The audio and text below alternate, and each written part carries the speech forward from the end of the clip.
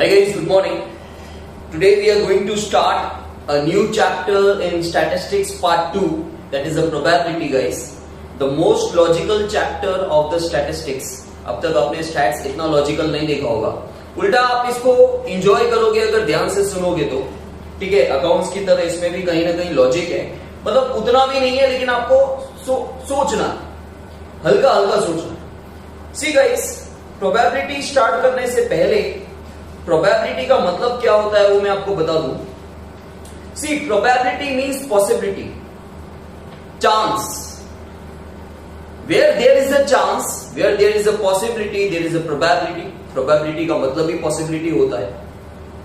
Guys, हमारे life में बहुत सारी चीजें हम हर रोज करते हैं, लेकिन कुछ चीजें हमारी लाइफ में फिक्स होती है, वहां पे कोई चांस नहीं होता। जैसे ये पेन में ऊपर फेंक रहा हूं तो नीचे ही आएगा, वहां या वहां तो नहीं चला जाएगा। जो इंसान पैदा हुआ है वो मरेगा ही। ठीक है, पेड़ से एक अगर कोई फ्रूट गिरता है तो वो नीचे की तरफ आएगा, ऊपर नहीं आएगा, बट ऑब्वियस है।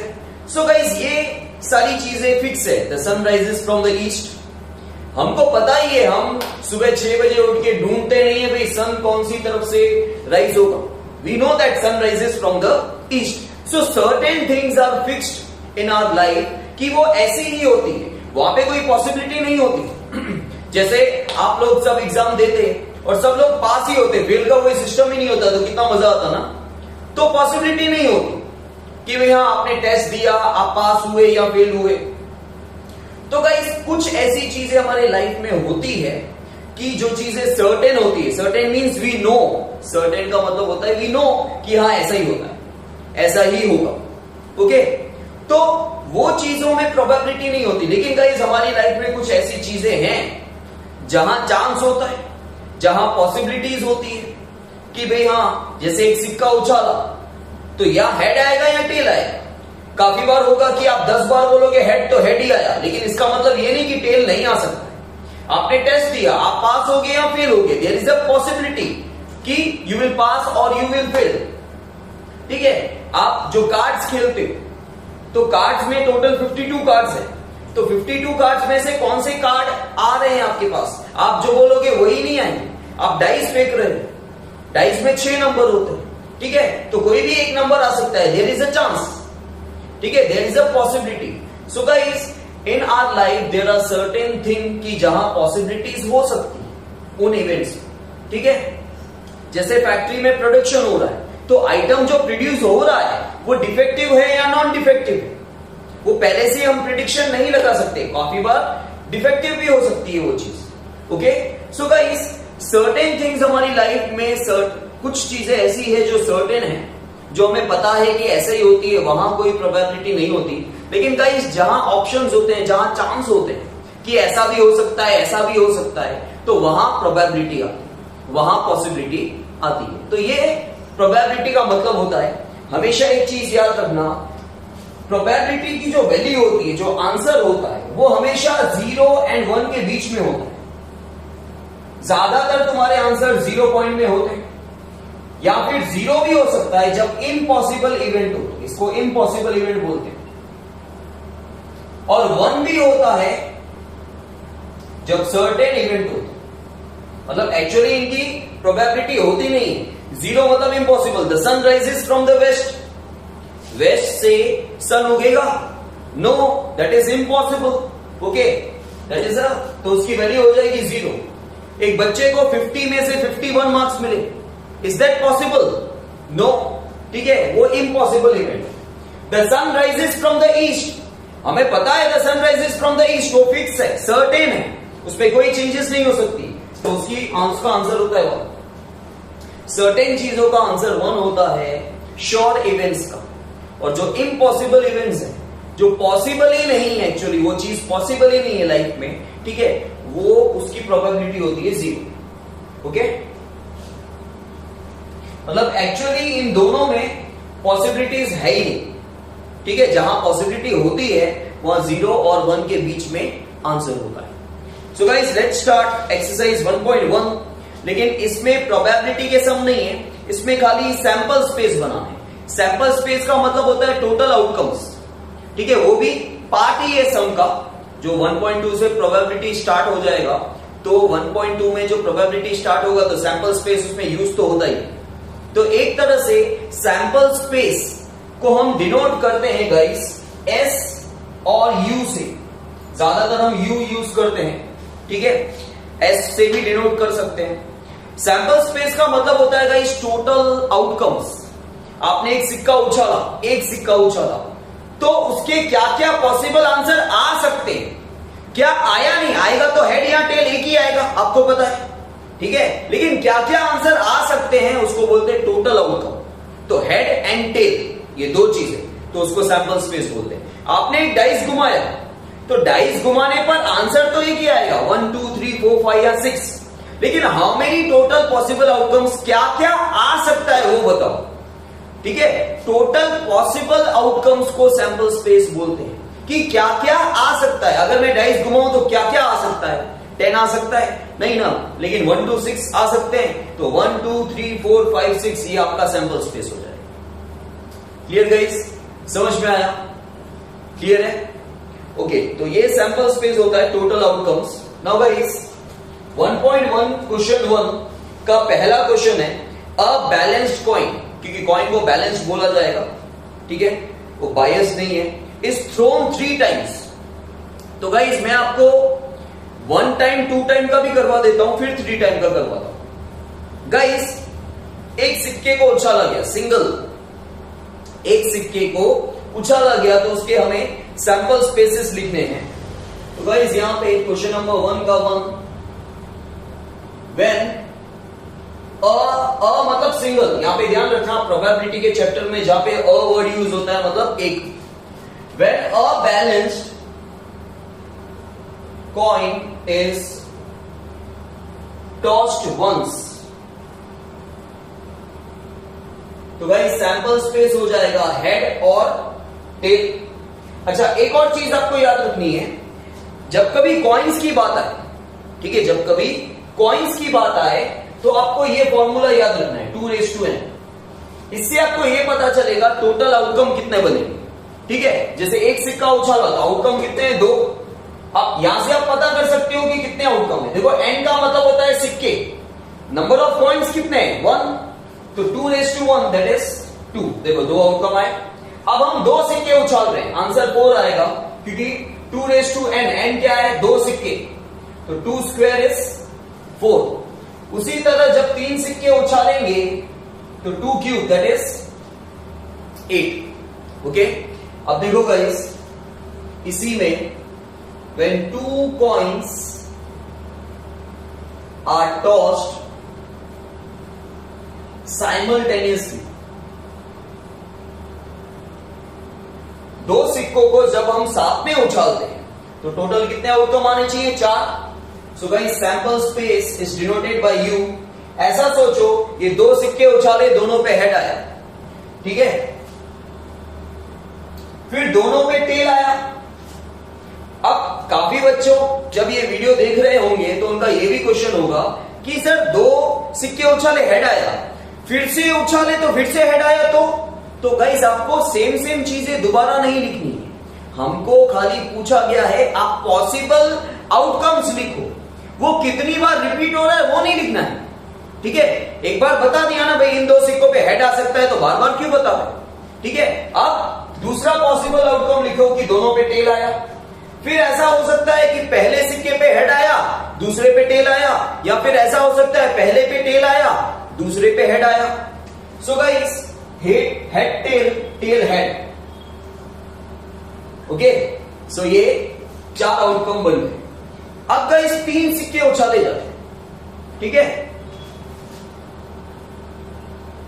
When 3 coins are tossed together लिखो या फिर simultaneously, एक ही बात है।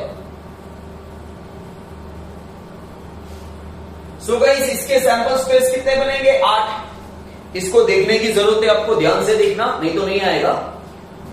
इसको कैसे बनाया जाता है और इसमें कंफ्यूजन होगा, अगर आप अपनी मर्जी से बनाना चाहोगे ना तो कंफ्यूजन होगा। तो देखना गाइस पहले ये सोचो कि तीनों सिक्कों पे हेड आया। अच्छा एक और चीज आपको बता दूं, एक सिक्का 3 बार उछाला जाए या 3 सिक्के साथ में उछाले जाए, आंसर यही आता है, 8 आउटकम्स। एक सिक्का अगर 3 बार उछाला जाए या 3 सिक्के साथ में उछाले जाएं, ठीक है, दोनों का आंसर एक ही है। सो गाइस देखो, पहले ऐसा सोचो कि यहां पे बोला गया है अबैलेंस्ड कॉइन, एक सिक्का 3 बार उछाला गया, लेकिन तुम हमेशा ऐसा सोचो कि 3 सिक्के, क्योंकि आपको 3 सिक्कों का आंसर लिखना है। आपने एक सिक्का 3 बार उछाला, तो आपको ये मानना है कि एक बार उछाला हेड आया, दूसरी बार उछाला हेड आया, तीसरी बार उछाला हेड ही आया। अब गाइस एक एक को चेंज करते हैं, ध्यान से देखना है।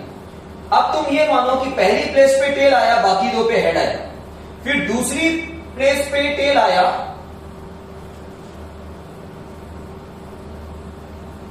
ठीक है, बाकी 2 पे हेड आया, फिर तीसरी प्लेस पे टेल आया, पहले 2 पे हेड आया। अब ये मानो तीनों पे टेल आया, ठीक है, अब पहली प्लेस पे हेड आया, बाकी 2 पे टेल आया, फिर गाइस सेकेंड प्लेस पे हेड आया, बाकी 2 पे टेल आया। इसको देखते हो, ठीक है। अब तीसरी प्लेस पे हेड आया, बाकी 2 पे टेल, टेल टेल। तो गाइस एक भी रिपीट नहीं हो रहा है, देखो। और आप अपनी मर्जी से सोच विचार के अगर ये बनाना चाहोगे तो कंफ्यूजन होगा, आपको नहीं पता चलेगा कि कौन सा रिपीट हो रहा है और कौन सा रिपीट नहीं हो रहा है। ओके, सो गाइस ये हुआ क्वेश्चन नंबर फर्स्ट का, फर्स्ट ही हुआ, 2 मैंने एक्स्ट्रा करवाए वो आपको करने हैं। नाउ क्वेश्चन नंबर 2 का सेकंड, अबैलेंस्ड डाइस, एक डाइस, ठीक है, जो लूडो में होता है, with 6 sides and a balanced coin, एक डाइस और एक सिक्का साथ में उछाल रहे हैं, तो टोटल पॉसिबल आउटकम्स क्या होंगे? तो यहां पे आपको लिखना है, when a balanced dice and a balanced coin are tossed together, तो सैंपल स्पेस क्या आएंगे? एक डाइस में 6 नंबर होते हैं और सिक्के में हेड या टेल होता है। तो पहले एक काम करो, डाइस के सारे नंबर के साथ हेड लिखो, 1 head, 2 head, 3 head, 4 head,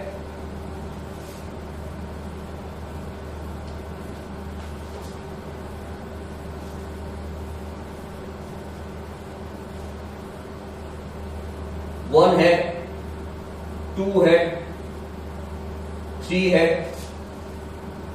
4 head, 5 head, 6 head, ठीक है।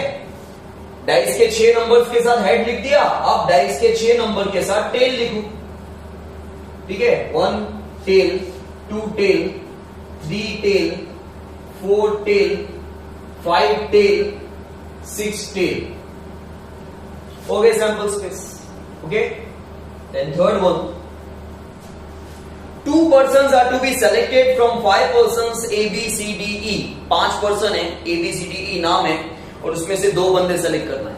गाइस 11th स्टैंडर्ड में आपने कॉम्बिनेशन किया था, सिलेक्शन की बात आ रही, 5 में से 2 बंदे सेलेक्ट करने, ठीक है। तो इसको सॉल्व कैसे करते हैं? 5 को 2 बार पीछे लेके जाओ। अच्छा, मैं आपको डायरेक्ट चीज बता रहा हूं जो इस चैप्टर में काम आएगी, कॉम्बिनेशन ज्यादा काम आता है, परम्यूटेशन नहीं आता। इसको कैसे सॉल्व करेंगे विदाउट फॉर्मूला? देखो नीचे 2 है ना, तो 5 को 2 बार पीछे लेके जाओ, 5 into 4।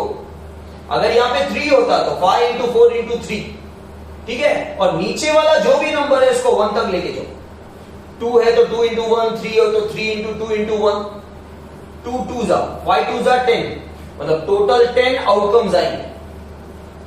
कितने आउटकम्स आएंगे? 10 outcomes. So guys here 2 persons are selected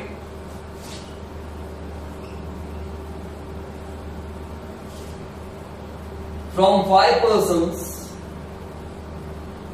A, B, C, D and E. Okay? So guys, sample space बनेगा, देखो ये 5 पर्सन है, ठीक है।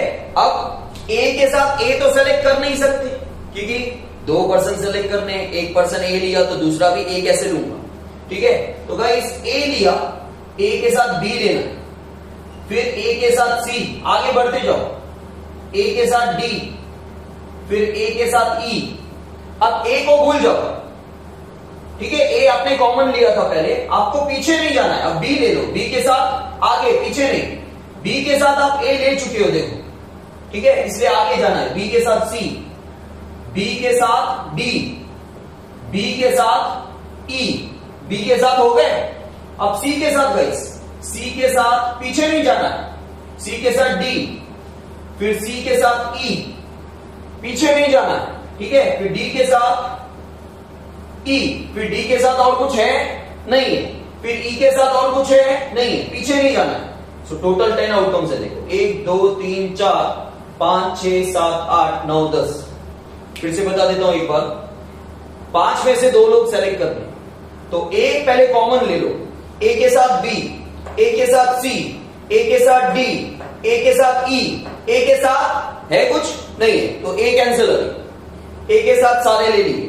फिर बी के साथ पीछे नहीं जाना है, आगे, बी के साथ सी, बी के साथ डी, बी के साथ ई, बी के साथ हो गया, बी कैंसिल कर दो, सी के साथ डी, सी के साथ ई, सी के साथ सी कैंसिल, अब डी कॉमन लो, डी के साथ पीछे नहीं जाना है, डी के साथ ई, डी के साथ डी कैंसिल कर दो, ई, ई के साथ कुछ नहीं है, हो गए 1 2 3 4 5 6 7 8 9 10, ओके।